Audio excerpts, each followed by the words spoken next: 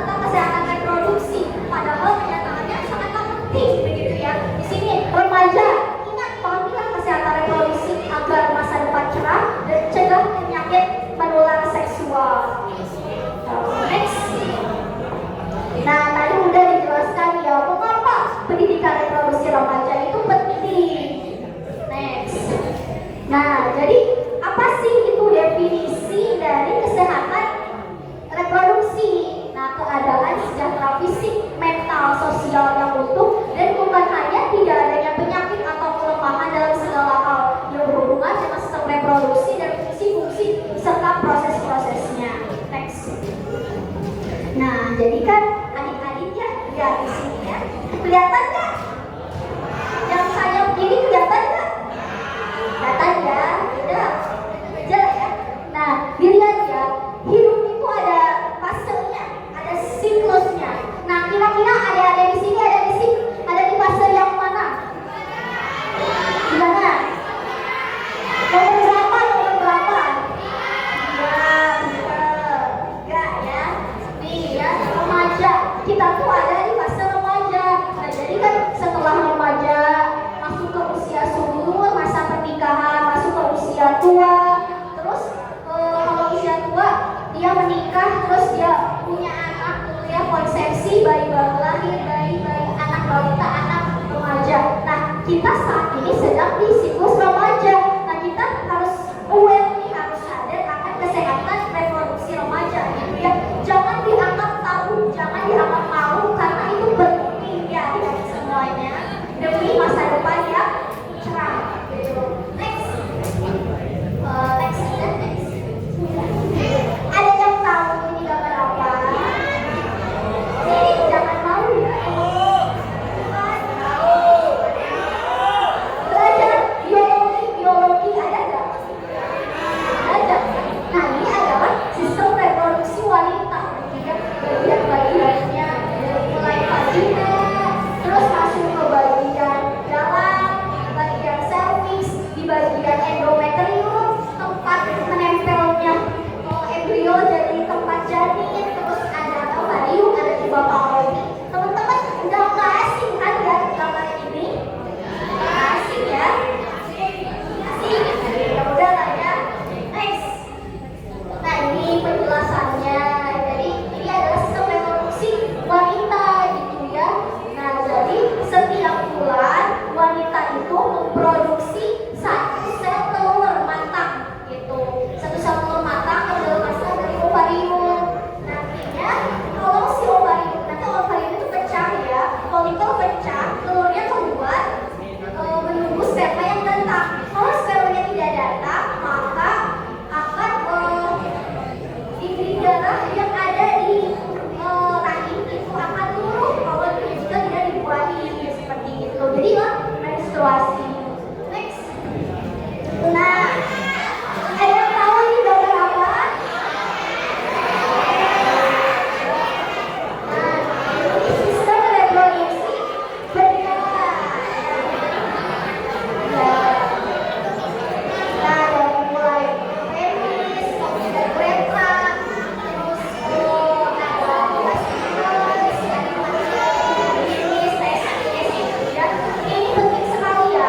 Setiap bagian ini itu ada fungsinya masing-masing. Gitu. Next. Terus ini juga sama ya. Ya, next aja deh. Terus lanjut pubertas. Nah, remaja ini pubertas. Nih, sebelumnya saya mau dulu deh pubertas. Nah, pubertas ini biasanya remaja. Nah, remaja ini adalah peralihan dari anak-anak menuju dewasa. Jadi kayak tengah-tengah gitu nih, di tengah-tengah. Dia tuh sudah lewat fase anak-anak, tapi dia masih bingung gitu memposisikan sebagai orang dewasa gitu ya, masih bingung karena masih fase transisi. Nah, di fase inilah justru terjadi yang namanya percepatan pertumbuhan fisik, perkembangan gitu ya, maturasi seksual gitu. Makanya ada kan ciri-ciri pubertas pada pria, pada laki-laki dan perempuan. Coba saya mau tanya dulu nih, ciri-ciri pubertas pada laki-laki apa aja? Biasa. Terus apa? Apa? Biasa aja. Kemudian jamur. Terus? Ya, jamur. Terus?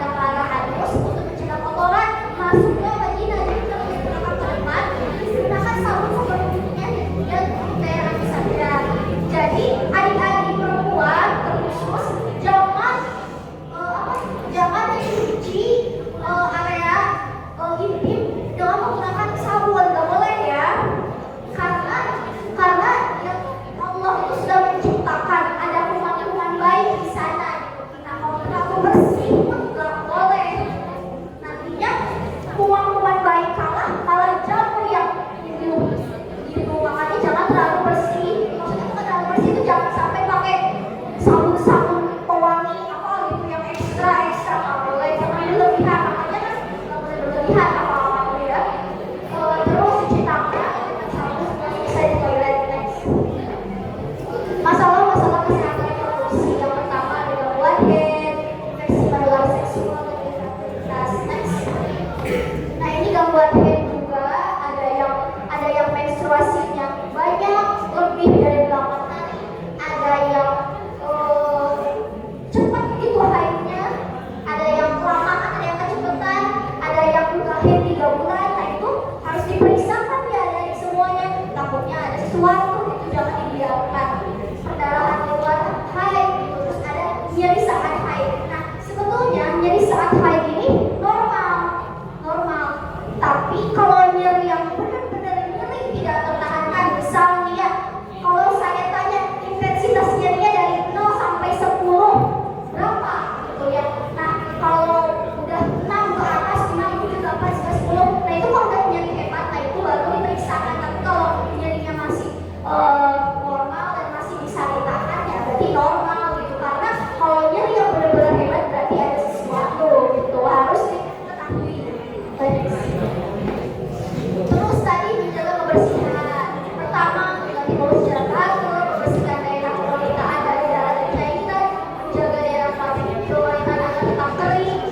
Jadi setelah buang air kecil, terus dibilas, terus dikeringkan. Itu yang nggak boleh basah, nggak boleh lembab.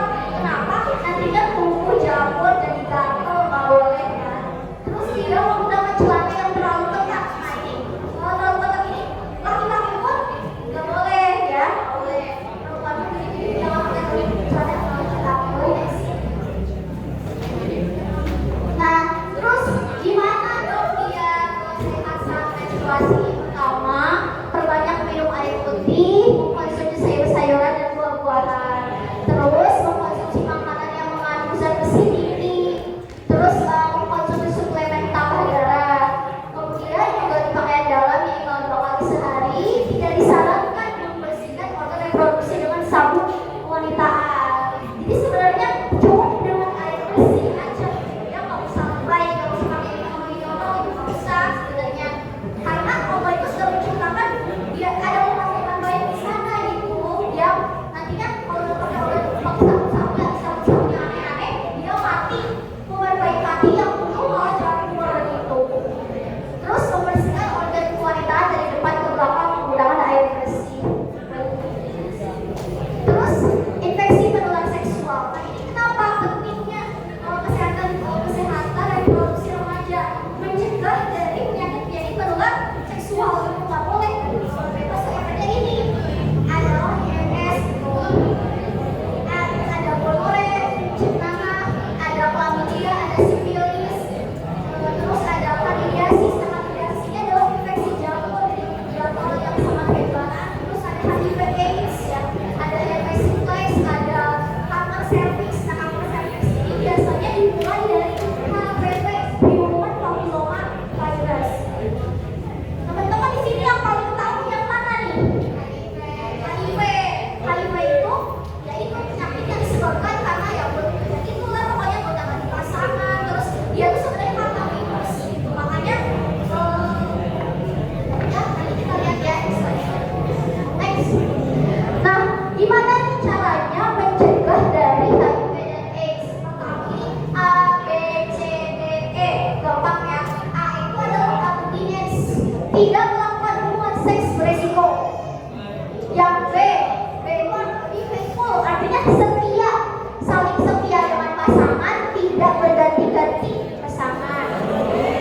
C, kondom. Selalu gunakan kondom jika melakukan seks beresiko. Itu kayak dia sudah ada mereka kondom gitu asal lari, tetap ya. Soalnya kondom masih bisa ditembus oleh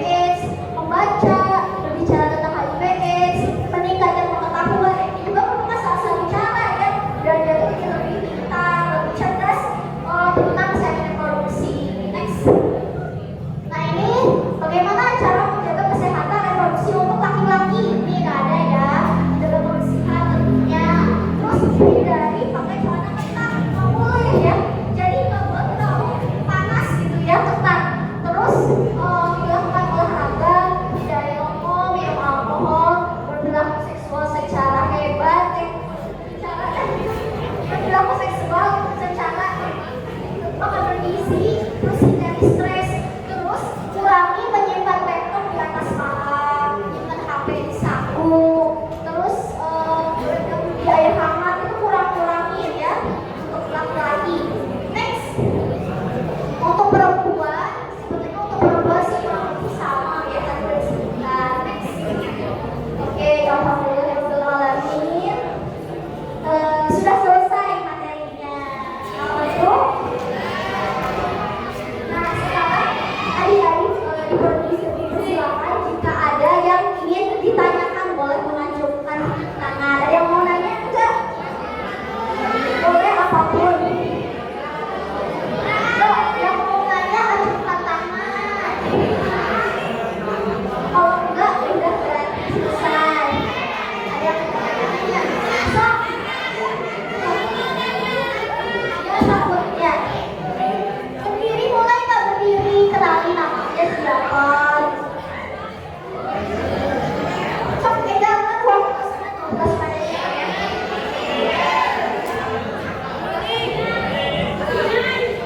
Sok tel, mana? Kemana ngacung? Sok, sok leres.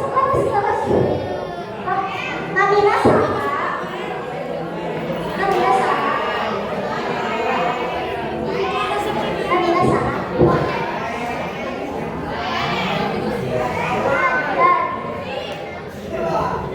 gimana pertanyaannya? Oh ya, udah itu aja pertanyaannya.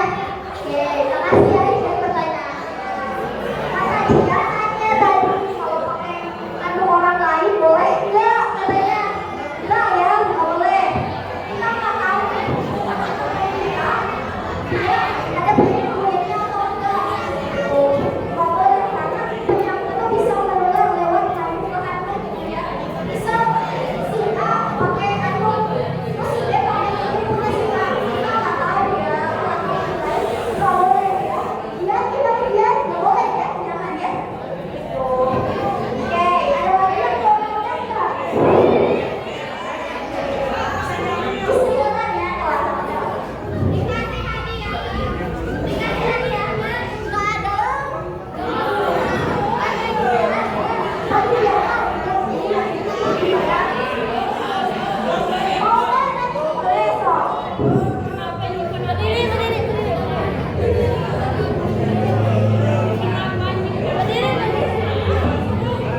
Namanya siapa? Kenalin namanya siapa? Nama saya teman-teman. Kenapa sampai di sana nggak boleh? Oke, pertanyaan yang bagus. Talia, namanya Talia. Natalia. Oh, mohon teman-temannya. Siap. Ini ya, ini pertanyaannya dia sebenarnya lelaki ya. Kenapa? Kenapa nggak boleh kita pakai saku di atas paha? Ini kritis ya, bagus. Kenapa? Iya. Kalau teman-teman adik-adik menyadari kenapa Allah menciptakan skrotum apa ya bahasa awalnya ya itu loh. Awalnya lelaki kalau dibuat loh. Masya Allah. Kenapa dibuat? Testis namanya testis skrotum. Ada skrotum. Nah, skrotum itu kenapa diciptakan di luar? Kenapa nggak di dalam tubuh? Karena si testis itu membutuhkan suhu yang lebih dingin dibandingkan sedangkan tubuh ini kan panas ya. Makanya dia sifatnya itu kulitnya itu berkerut kan, tujuannya itu untuk menyesuaikan. Jadi makanya nggak boleh nih laki-laki sering berendam di air panas, nggak boleh sering nyimpen laptop di atas paha, nggak boleh terlalu sering nyimpen HP gitu ya. Nah itu kenapa tujuannya? Ya memang suhu HP, suhu laptop kan biasanya lebih panas gitu, makanya harus dingin dari gitu. Gimana? Oke. Satu lagi. Oh boleh. Sip. Penyakit lainnya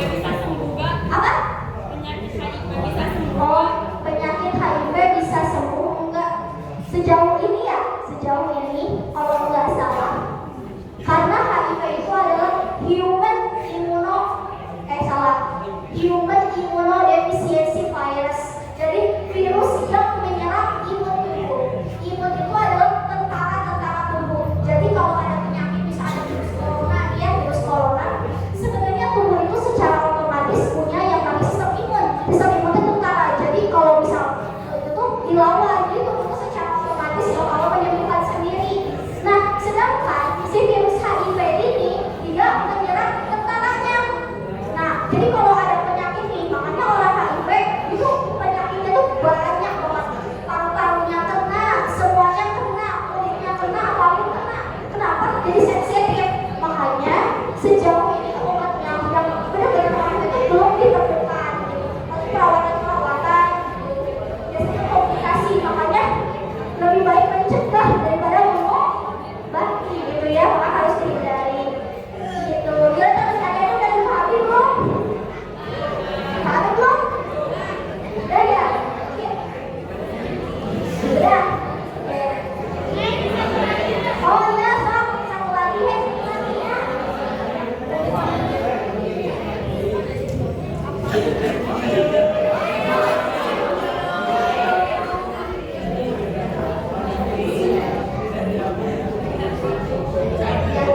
Makasih ya pertanyaannya. Siapa namanya? Putri. Oh iya. Pertanyaannya adalah kalau resiko tidak ganti pembalut selama 4 jam, apa bahayanya? Nah, ini berhubungan sama kebersihan ya, guys, kebersihan. Bisa aja dia, kan tadi dibilang harus sering ganti celana dalam, nggak boleh basah, nggak boleh lembab di area sana. Tujuannya apa? Ya, nggak tumbuh jamur, nggak tumbuh bakteri, nggak tumbuh karena bakteri jamur itu nyaman sekali di lingkungan yang lembab, di lingkungan yang kotor. Makanya harus sering diganti gitu, nggak boleh kelamaan gitu ya, dari bangun tidur sampai tidur lagi itu nggak boleh kelamaan. Makanya harus sering diganti. Jadi takutnya resiko ke penyakit juga, nantinya infeksi bakteri, nanti dari vagina naik ke atas nggak boleh. Nanti hindari daripada udah kena kan, kamu juga hindari, jangan gitu. Gimana teman-teman, udah oke belum? Oke ya? Oke sih. Udah ya? Ada yang mau lagi? Sholat boleh kawan? Haus ya, haus.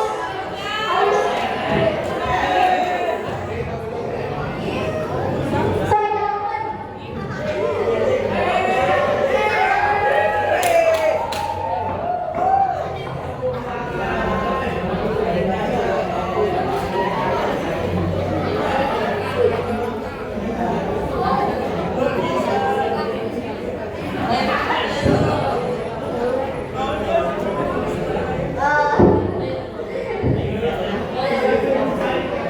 Pertanyaannya, aduh bingung juga jawabnya.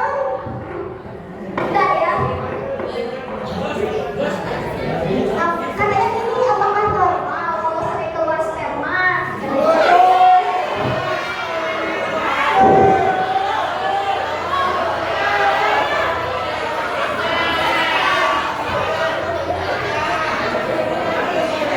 Iya, sebenarnya kan kalau jangan dipaksa keluar, jangan keluarnya jangan dipaksa, jangan apa istilahnya tuh itu jangan paksa, usahakan jangan dipaksa.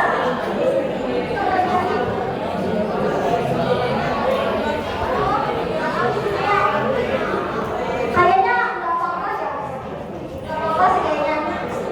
Tapi sering itu kebanyakan yang kayaknya